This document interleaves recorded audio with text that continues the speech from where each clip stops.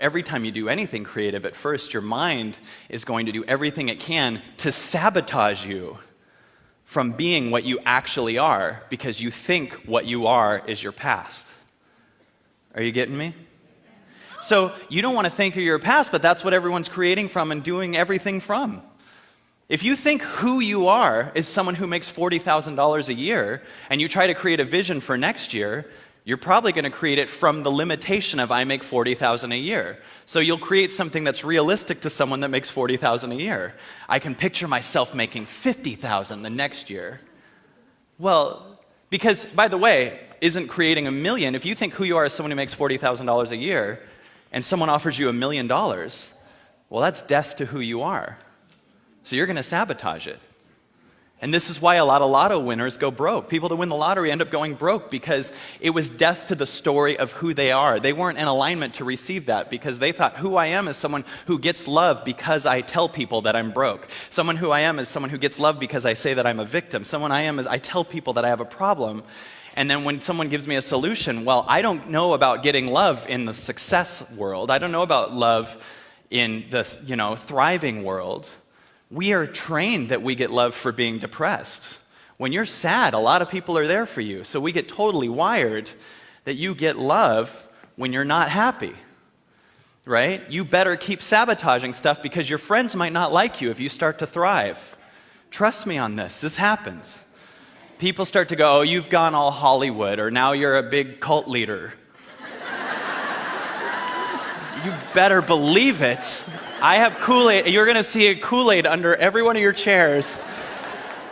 2 people looked. I just saw 2 people. I saw someone over there, because I know there's a few people like, what the hell is this? Is this a cult? That sounds like Scientology. It's not. I'm not a cult.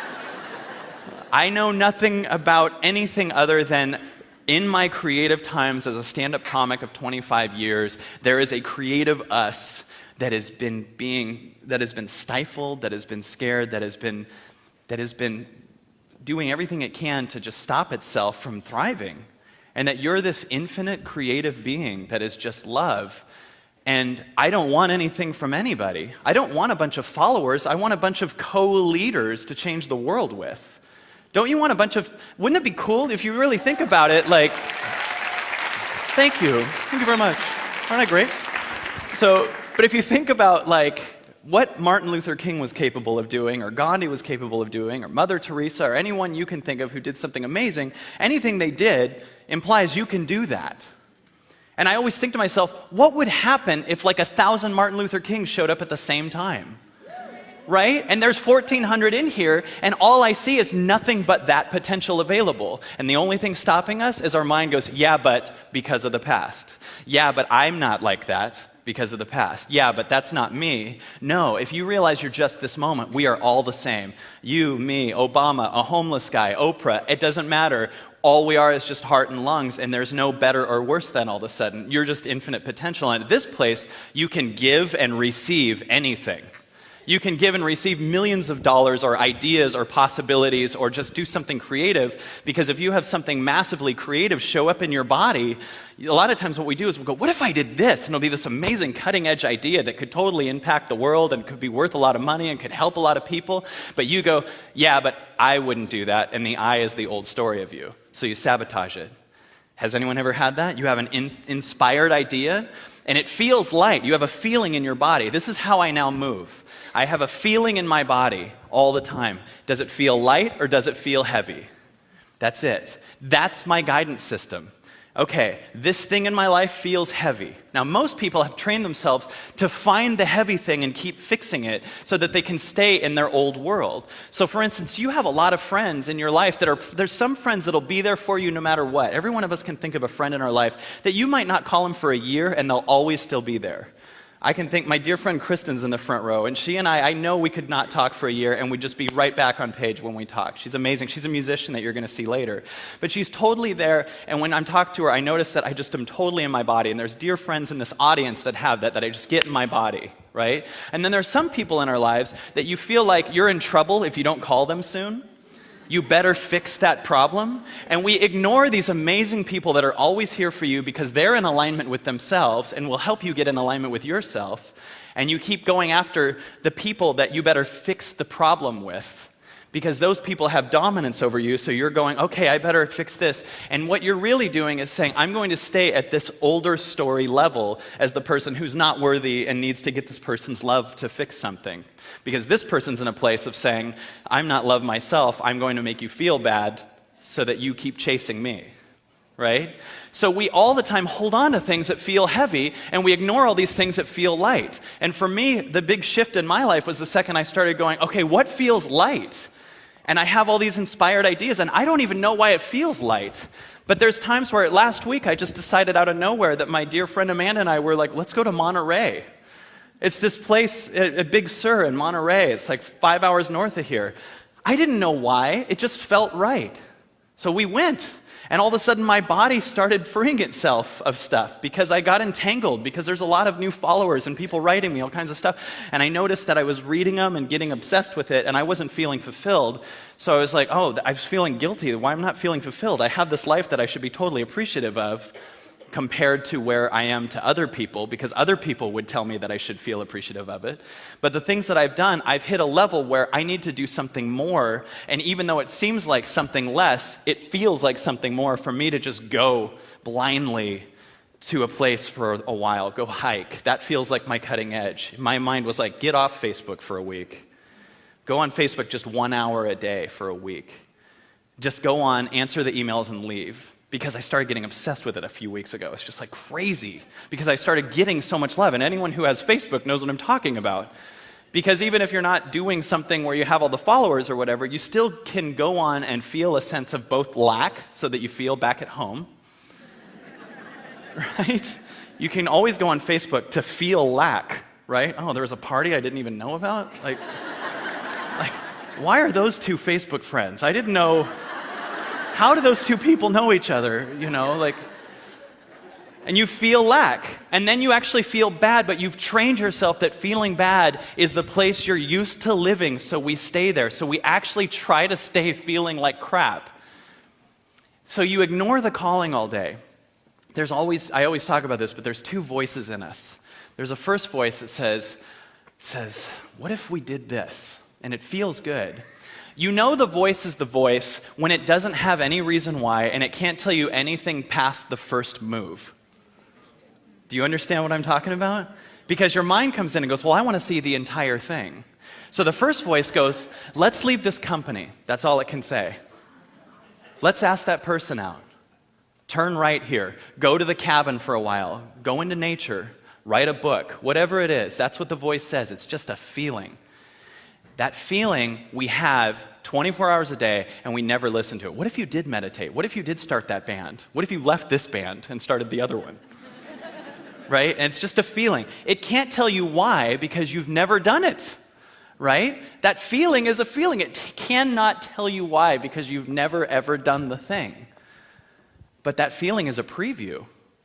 It's saying, you know that open feeling you're feeling? If you actually do it, you'll always feel this way. So we ignore it usually because we've created the thing that we actually pay attention to, which is the collection of thoughts that you learn from society that tell you why you shouldn't, and it comes up with the stupidest reason why. We should leave this company. Yeah, but if we do, we can't go to the Cheesecake Factory party next Thursday. And the first voice is like, if you'd learn to listen to me, you'll own all the Cheesecake Factories in 2 months, and you could make them all vegan if you wanted. But I can't tell you that. The voice is like, I can't tell you that. You know why? Because then you wouldn't be moving from faith, would you? You'd be moving from certainty. You'd be moving from protection. Will I have security if I leave this job? Because you're under the illusion that your security is outside of you? Everyone thinks, well, I just need to have security. You never have security outside of you. And when I have that, when we're locked in that relationship, then I know I have security. When I finally have enough money in the bank account for later when I retire, then I have security. And by the way, how many relationships have had that level of security? I'm single right now, so I'm batting 1,000 at them not being secure. In my entire life, they have not been secure. Sorry for everyone at January that got excited about the girl I was with then. No, she was great. She was wonderful. Just didn't align. I felt didn't work. She's great. Wasn't she cute, though? It was a great one. She was awesome. Good person. Just didn't align. And that's what happens when two people are so in their hearts. Sometimes they don't need that security because the people going, might have thought that there's a sense of security in that relationship, but we both know we have security in ourselves. And actually that relationship was incredible because it totally ran its course. It ran its course. That's how we felt about it. It was like, God, I learned this and I grew and everything. I created a situation where I might be able to have a relationship one day because I learned all that stuff with her. And I felt that too. And our belief was it only is a created meaning that this would be sad if we ended it. We just needed to get what we needed to become with each other and then we let go of it, right? Because we needed to find the security in here because this is the only place where we actually have security. So, all the time, the first voice is like, boom, let's do this.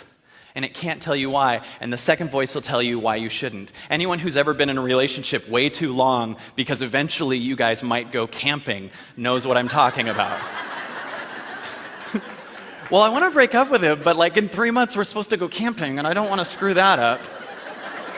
So I'm going to stay hating this person for 3 more months and then camp with the person I hate. I want to break up with the person, but December is Christmas and it's August now, so I might as well just stay in total pain with this person and resistance to myself through Thanksgiving.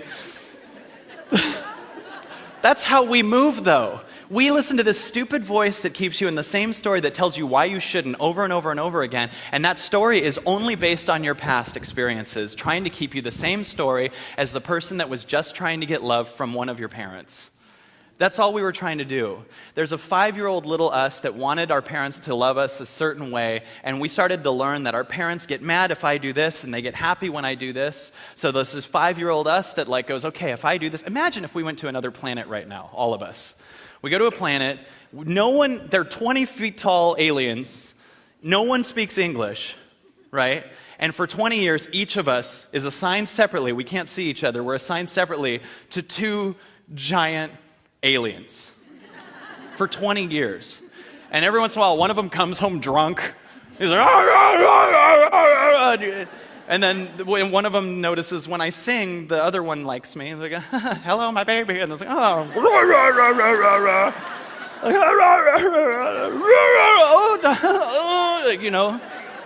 So for 20 years, you'll start to create all of these little patterns and habits to make sure that the aliens don't physically hurt you and that you get love, right? You start to realize, I better tap dance when mom's around and I'll get love. Trust me on this. This whole shit is just to get my mom to say I'm proud of you. That's all this is. And she said it at the last event, so we're almost done doing this. But there's a 5-year-old you that's trying to get love from something and it's trying to avoid pain from something else. But then when you're done with the aliens for 20 years and you go out into a world where they aren't there anymore, you start thinking, tap dance and this person likes me still. And the alien's like, I hate tap dancing. It's like, don't tap dance anymore. And you create all these patterns. And the reason is because there's a you that's been doing this and it's been trying to get acceptance from the aliens. And eventually, you'll start to realize that right now there's a you that can give that little you acceptance now. And that's what that voice is. I hope I do this right so that mom will love me. I hope I do this right so I won't get abandoned again. I hope I do this right so that I won't get yelled at, right? And it's just trying to get love. And what it needs is for you to sit there and be with it and feel it and go, I feel you. Because it's trying to get love from them. So now it's your turn to go, they couldn't give you the unconditional love that you can give you, that you can have right now, that we all are and embody. That's all we are. So there's a past you that's coming up. And that's all your thoughts are. And when you meditate all the time, these thoughts will show up, right? If you sit, or even if you don't meditate, if you just sit and be all the time, your mind goes crazy. How long are we going to do this? Are we going to I can't write a book, whatever. And all these thoughts are doing is, what if they don't like me? What if I screw this up, right? All your job is to love that thought. And the second you love it, it leaves. But you have to actually love it. You don't love it so it'll leave. That's you actually resisting it, right? If you're trying to love something so that it'll leave, you're saying it's bigger than me. But if a thought comes up and it goes, I don't know What's going to happen? I don't know if I screw this up. I mean, I have that all the time before these events, but I've been meditating 1 to 2 hours a day now for the last 135 days or so. And all the time, different thoughts will come up. What if I do this wrong, whatever? And it's just I'm so identified with that's just the child me trying to get love, and that I'm much more the space that thought's showing up in. And every painful thought means is you're about to learn how to connect with yourself even more. That's all every painful moment means, is you're about to fall in love with yourself even more than you did yesterday. Even more. So no matter how much, and you do that by accepting the thought. So if you have a thought like, what if they don't like me? Cool. It doesn't own itself. The only thing that keeps a thought there is your resistance to the thought. So if you have a thought going, what if they don't like me? That's immediately like holding on to it, right? And people always say, let go of it. Just let go of the thought. Every time you say let go of it, you're actually picking it up because it's not a part of you in the first place. You're just this moment. So every time someone says, you got to let go of that old relationship, they actually just picked it up again. Like if I got to let go of that piano, now we're thinking about it, right? I got to let go of this piano. I got to let go of it, you guys. I have got to let go of that piano. I think next week I'm going to go to an event to learn to let go of pianos. I'm going to go to a 2-week retreat where they teach me over and over and over again to think about the piano and let go of it and fight the piano, like get rid of it. I'm going to fight the piano. It's now totally a part of you. So everything you think you got to let go of, you're actually picking up because everything that's not a part of you is not here right now. Everything that you don't have to keep your arm on because that's a part of you. You're not sitting here like, okay, I got to let go of this leg. You're just fine. You're just here, being. So this event is that. And it's called Evolving Out Loud because I always say, if you've ever given someone advice and you learned from the advice, does that mean there's two of you? Have you ever had that? Have you ever given someone advice for something that they aren't even asking?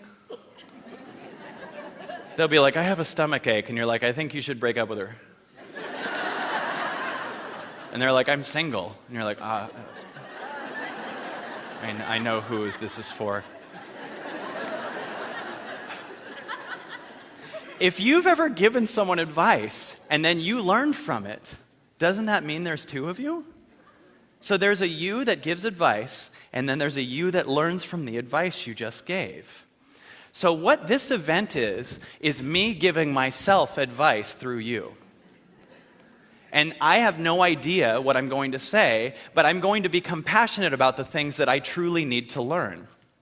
And a lot of times you'll be asking questions or we'll come up here and it will sometimes trigger me and remind me, and I will get passionate about helping you let go of that thing or move beyond that thing or love the thing, really. And you will suddenly free yourself of it because I only know about it because either it's still lingering in me or I need to free myself of it. So these events aren't me coming across and trying to be a guru. These are me just showing up and staying in the room, and it's something that every one of us has available. At this event, my number one request, and in anything you do in life, is just show up and stay in the room.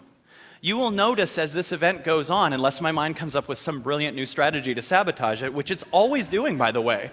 You wouldn't believe my mind. It comes up with the craziest stuff, like don't throw up in the balcony. Like it comes up with all kinds of...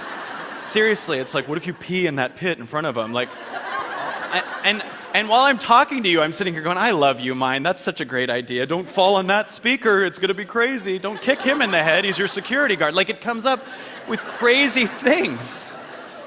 And then I just love it. I just sit here and go, oh, that's so cute, because I know I'm the space that it comes up in. But the more you get in the zone, the more your mind and ego is going to test you and take you even higher, faster.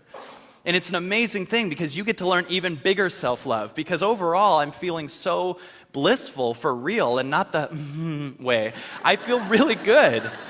I don't mean become the person that stares way too long at every event. You know what I'm talking about? The person you'll talk about anything to, and no matter what you say, they'll have this way of wanting you to see how much they hear you. But it's way too big and it's way too long. How are you doing? Yeah, I'm good. I just got to go pee. Thank you so much. I'm downloading that. I'm like, I don't think you even heard what I'm saying at all. You just want me to see how good you are at hearing me, but you're terrible at it. Thank you. I'm taking that in to my fourth chakra. That's the chakra that receives that one. Thank you so much. Or they'll stop you and tell you they're intuitive. Just so you know, I'm intuitive. But you're like in a hurry, and they want you to know about like someone that's dead that you know. Like they'll be like, I'm intuitive, and I want you to know your great-grandma really loves you. And I'm like, if you were intuitive, you'd see that I'm physically trying to leave. Like, look at what's physically here also. That's in your sight. So this isn't that. This is actually learning that when you live it, you don't necessarily have to live under the tree and shave your head. You can. I totally respect people that do that, but a lot of times people say, you know, I gotta get into a light place. I gotta get into nature. Sometimes I do that too. I still need to at times. I need to go hiking and stuff and do those things. But sometimes we're like, I gotta go live away from everything. No TV, I have to eat this way only. I have to be this way. And then really you're saying, even though I'm nothing but love, I'm still scared of what I perceive as darkness. And I think the more you can accept your darkness, the more light you're gonna shine. The more you can take all the stories in your past and love them, the more that you can feel scared shitless and still love it and accept it, the more power you're going to emanate. The more you're like, I don't know how this is going to go. Awesome. The more you can take that in, the more light you're going to shine. You shouldn't have to control all your circumstances so that you're just only eating here and just being this way and just this, because I'm so scared of anything on TV. I'm so scared of the news. I am too. The news is crazy. But the more I see it, I sit there from a place of love and see what they're doing and just go, wow, they need love. They're trying to horrify us so they can sell us crap that we don't need. That's what the news does. They need love. They can't see a love in themselves right now. And if we sit there and be a space of love, that's going to shift things really quickly. But if you tell them everything that's wrong with them, and if you tell people that you think are dark what's wrong with them, you're going to give them even more to defend and become even stronger in that darkness, right? The best critique you can tell anybody is, I love you. That's the best critique. Instead of coming up to me after, sometimes people go, I didn't like that one thing you said, and like putting me in my head and making me worried for an hour.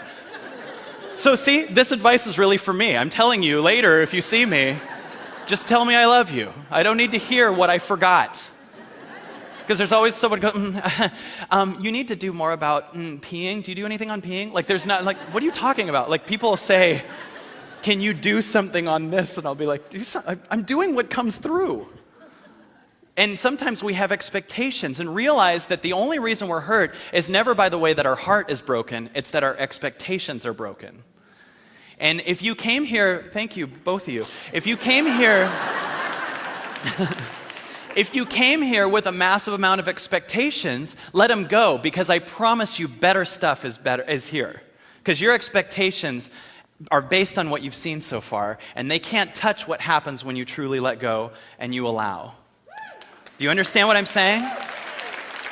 The biggest vision board you can make for yourself is nothing compared to what can happen when you let go. Because time's still going to happen. You don't need to monitor it. You don't need to sit here and go, okay, I'm going to have $1 million in this Lamborghini. You'll notice that that won't fulfill you. The biggest illusion I've learned in my life is when something happens, I'll be happy. So many people are in a position right now, almost everyone here can think, when I get that one thing, when I get that raise, when I get that promotion, when I get that person to like me, when I get out of this relationship, when I stop this addiction, I'll be happy. Whatever it is, I'll be happy then.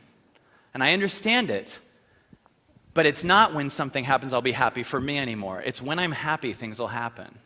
And it's not when I'm happy like Ned Flanders' smile.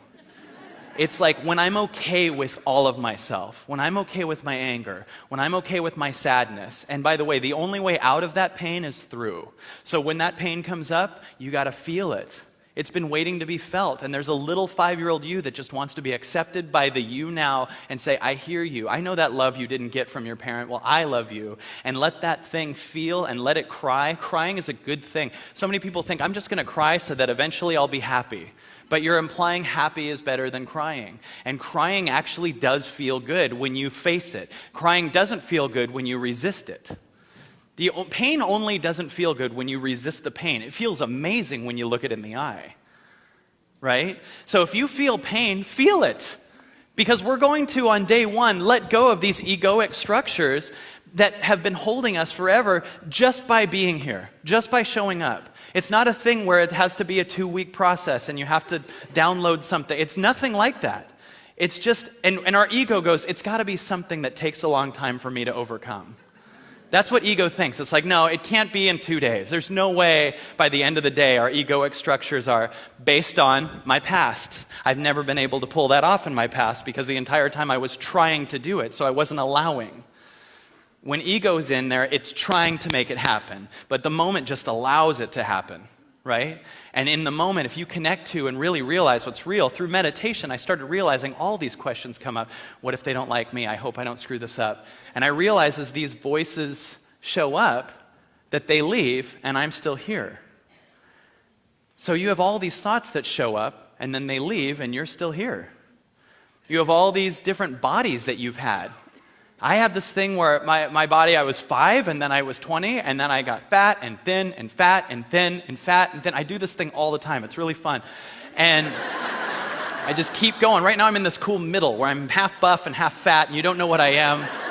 It's really fun. Because I go to CrossFit, and at CrossFit they're like, we're going to keep you kind of chubby, but a little buff, and you're going to look weird, but you'll feel better, but you won't see any change on the scale. That's what we're going to do. Now smash this tire with a sledgehammer. But I've had so many different bodies, and I've existed through all of those bodies, so there's no way that who I am is my body, right? You had a different body yesterday than you do today, so there's no way what you are is your body. You've had different belief systems than you do now. I used to believe that the most important thing in the world was to be the #1 stand-up comic in the world. And I really believed that was, I want to be the best I can be, that it was really a big deal and I'm going to be the best there is. And now I don't believe that anymore, but I existed through both of them, so I'm not my beliefs. So whatever belief you're holding on to, realize that's not you. It's just a passing thing. So who you are is the space that these beliefs are showing up in. So when you have a belief show up and go, yeah, but that's a belief. Just love it. Because that's the 5-year-old you and your training in the past going, yeah, but I don't know. Now, I want to give you a heads up on this. I want you to enjoy this, and I want you to take in whatever you want to take in. I don't have a thing where what I'm saying is the word, and you all have to follow that. I just want to co-create with people, and I think a lot of times we throw out everything when we find one thing we don't like about something. And we'd rather find so many more opportunities in things, even if there's nothing there, but there's an opportunity in it. You'd rather find opportunity in the lack versus lack in the opportunity. And there are opportunities all over here. And if you really think about it, and you look around this room, there are people in here that are open-minded people. Many of these people bought tickets a long time ago. And they bought tickets and said, I don't know what I'm going to do, but I'm going to leap. Realize every one of you is surrounded by the few people on this planet who realize that there's more than just the story they were told, right? There are people in here who are wide open and go, I don't even know what to expect. If there are people that are watching the stuff that I do and came, they understand, I'm going to fall in love with not knowing. I have no idea what I'm going to do. And you're around people who are so open-hearted and that understand that it's better to work from collaboration versus competition, that falling in love with not knowing is going to create a space of nothing but love. So realize that in a way, if you want for your business or potential relationships or friendship or anything else, you have 1,400 new assets in front of you. But if you're sitting here going, I got to get this one thing, just help me figure out how to get a raise on Monday, you're not noticing the infinite possibilities that are always around you in the moment. No one looks around at what's going on in the moment. There are assets everywhere. There are people in here who are open-hearted and ready to go. Are you guys ready to go? I am. I'm feeling it, this one.